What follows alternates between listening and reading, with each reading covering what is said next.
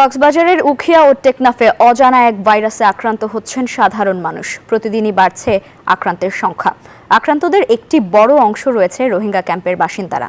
ভাইরাসটি সম্পূর্ণ নতুন হওয়ায় রোগ নির্ণয় ও চিকিৎসা দিতে হিমশিম খাচ্ছেন চিকিৎসকরা। কক্সবাজার থেকে ইরফানুল হাসানের রিপোর্টে বিস্তারিত। কক্সবাজারের উখিয়া টেকনাফে অজানা এক ভাইরাসে আক্রান্ত হচ্ছে সাধারণ মানুষ। বিশেষ করে উখিয়া ও টেকনাফের রোহিঙ্গা ক্যাম্পে এই অজানা রোগের বিস্তার বাড়ছে। তাছাড়া সীমান্ত উপজেলা টেকনাফের ঘরে ঘরে এই রোগ ছড়িয়ে পড়ায় আতঙ্কিত হচ্ছেন সাধারণ মানুষ। বান্ডেল থাকলে প্রতি সেনমানিতে টাকা বাঁচবে। বিকাশ সেনমানি বান্ডেল কিনে জিতুন প্রতি লেনদেনে।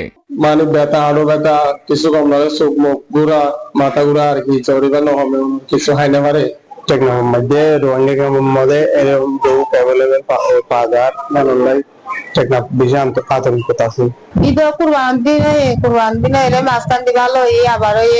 এই ভাইরাসে আক্রান্ত রোগীদের শরীরে প্রচন্ড জ্বর, মারাত্মক জয়েন্টে ব্যথা, লাল রেশ, রক্তের প্লাটিলেট কাউন্ট 1 লাখ থেকে 1,40,000-এর মধ্যে নেমে আসে। চিকুনগুনিয়া টেস্ট করালেও রিপোর্ট নেগেটিভ আসছে।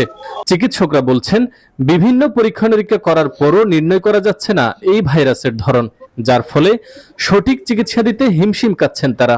কিছুটা ডেঙ্গুর সাথে মিললেও সাইন সিনড্রোমে পরীক্ষা নিরীক্ষা করলে আবার নেগেটিভ আসতেছে, যে কারণে আসলে আমরাও যারা চিকিৎসক আছি, আমরা যারা সেবা দিচ্ছি, আমরাও আসলে মূলত জানতেছি না আসলে এটা কোন ধরনের ভাইরাস। উখিয়া টেকনাফে এখন পর্যন্ত এই রোগে আক্রান্ত হয়েছেন 5,000-এর মতো মানুষ। এই রোগ মশাবাহিত নাকি নতুন কোনো ভেরিয়েন্ট তা নিয়ে দেখা দিয়েছে অজানা আতঙ্ক। ইরফানুল হাসান, নিউজ 24, কক্সবাজার।